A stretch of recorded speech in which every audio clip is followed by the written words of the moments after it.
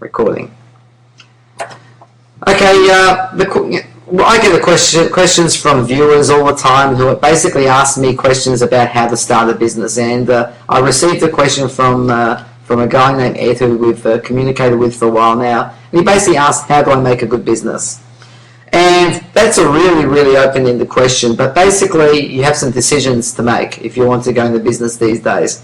And the key decision you have to make is, am I going to have a business in the real world, or am I going to have a business in the cyber world? In other words, it's going to be an internet business. And I know that more and more businesses will cross over to those two boundaries and include bits and pieces of both. But for now, let's just consider what I call an old world business, where you used to have a corner store or a little factory or anything else, versus an internet-based business. And if you think about it, it's only really in the part. This is 2008 as I speak this post, because we're recording this. It's only been the last 2 or 3 years really that distinction between the two types of businesses was really able to be made for the mainstream person in the street. So if we're going to look at real world businesses, you've probably got 3 major options. You can either make something, sell something, or you can service something. And by that I mean you could basically have a factory type business where you're manufacturing or farming, or a primary industry or a secondary business or a tertiary business where you're actually manufacturing something and selling it to somebody else who may end up selling it to somebody else. Now, the sell something type of business is in fact that. You're a middleman. You're buying something made from somebody by somebody else, or maybe you're selling something you've created yourself that you're not actually manufacturing. It could be an information product, maybe a report, maybe a video like this, but one you're going to put on CDs and sell to people. So you're selling something and packaging them. Or you're in the service industry where you're helping servicing other people. You're helping them to do one of those two types of businesses. So you're an accountant and you're helping people who are manufacturing or selling to keep manufacturing, keep selling. Or you're in finance or any other sort of type of service business. That's the type of businesses you have to think about in the real world. Well, in the cyber world, you've also probably got 3 types of businesses. And of course, you've got those 3 types I spoke about in the real world. In the cyber world, you can also be making things and selling them via the internet, selling stuff via the internet, or servicing things. But in the cyber world, the internet world, we've really got 3 other major distinctions. And the 3 types of businesses you can have on the internet are what I call advertising sites. So that's places like MySpace, Facebook, many portal type sites, many sites where they just basically run by advertising. Most of the blog sites are advertising sites. Ustream, who's hosting this, is an advertising type of site. They make their revenue by making the platform available and running advertising. You can have a subscription site. So subscription or membership site is where somebody joins up, pays a joining fee, and you give them whatever it is that you're going to give them, usually information over a period of time. So think about a blog or a site like this where I produce a video every week, but instead of coming here to get it for free, you subscribe and you get to see the videos as they're produced by paying that membership fee. Or you can have a sales site, which is eBay or any other site where you're selling something on the internet. So it could be an internet retailer like Amazon.com on the extreme end, or it could be like birdcage.com where it's a couple of guys who buy, wholesale all sorts of funky bird cages and sell them online. So those are 3 types of cyber businesses that you can have. Now, whether you choose an internet business or a real world business, and which of those 3 types you choose for each of those 3 businesses, you have to make a choice. And the choice you have to make is, you have to decide if you're looking to make income from those businesses or you're looking to make a big hit at the other end.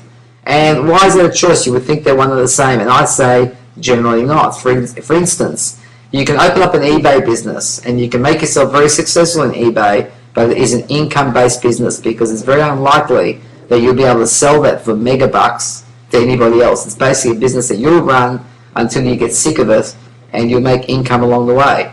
Whereas other sites like Facebook, even though they're advertising-based businesses, are obviously worth a lot more to the next person who's going to buy it for other reasons than they're actually worth to the person who owns Facebook. So if you look at the multiples of how Facebook is valued, the advertising revenue that they get in barely covers the costs of the staff they run. Maybe they make a profit. I certainly know that MySpace wasn't making much money, but they're worth a lot more because they're perceived value, strategic value to other people. So that's really the type of businesses you have to decide. Are you after a business that's going to make you some extra income, or you're after a business that has some strategic value? And to my mind, it all boils down to whether you're going to be running your business part-time or whether it's the way you're going to choose to make a big number. So if you decide that you're going to make, $5-10 million, you want to make it in 5 or 10 years, then you have a compound growth rate to get there in your investments of greater than 50%. You have no choice but to go for a business that's going to grow big, and that you can sell it to somebody else, not for what it's worth, but for strategic value to them. So that means that you really need to, I'm not telling you how to, Ed, who asked the question, I'm not telling you how to make a business of any sort. As I've said, I can only give you some suggestions of areas to look. You really have to think up the idea for the business yourself. But if this is the way you want to get rich, then you really need to think about a business that you can generate some IP or that you can expand very, very quickly. So think about that. The best businesses in the world have got some secret sauce that you come up with. And everybody is intelligent. We all come up with $1 million idea almost every single day. That's according to Victor Kiam, the Remington razor guy, whose byline always was, I like the company so much I bought it. He used to walk around with a brown paper notepad, a legal notepad, write down ideas every single day. And what separated him from everybody else is that he actually did all those ideas. But he said that everybody comes up with $1 million idea almost every single day. Now, I don't know if that's absolutely true, but it's certainly true in my experience that I've come up with maybe $100 million ideas, but I've only pursued 2 or 3 of them, and certainly made multi-millions from most of them. So when you're looking for that thing, you've got to come with what you think is a multi-million dollar idea, and it comes from 2 ways. One, as I said, is by having some intellectual idea, some breakthrough. So like the guy who created Facebook, the guy who created the first version, MySpace, and in fact not MySpace, it was Friendster, the first social network. And MySpace really took over from there, and Facebook took over from there. But basically, they had an idea about how they were going to approach a marketplace. So the guy who created Friendster had the breakthrough of creating a social network. So that IP is worth something, because some large corporate large corporate companies can't necessarily create those ideas, but they certainly love to buy them. Now think about the guy like Facebook. He didn't come up with any new ideas. That already existed. MySpace and Friendster had done it before, but what he did was he got to the colleges. So he took that idea and he accumulated real estate, as in he got into all the colleges and got Facebook very popular in the colleges, and because of that it expanded elsewhere, and now a large corporate company, Microsoft obviously, has bought a stake in that because they want to get into that marketplace, and anytime he wants to sell that to Rupert Murdoch or float on the stock market, he'll make a lot of money because he's got that real estate tied down. Another friend of mine was putting ATMs, those automatic telling machines, in Australia, a very small country.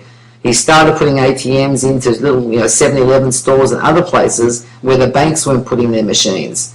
And because him and 4 partners went out and did the hard work of getting those sites, they managed to get 1,000 ATMs out in the marketplace in just 2 years. And that business grew from 0 to 1,000 machines in 2 years, and the bank bought them for $16 million.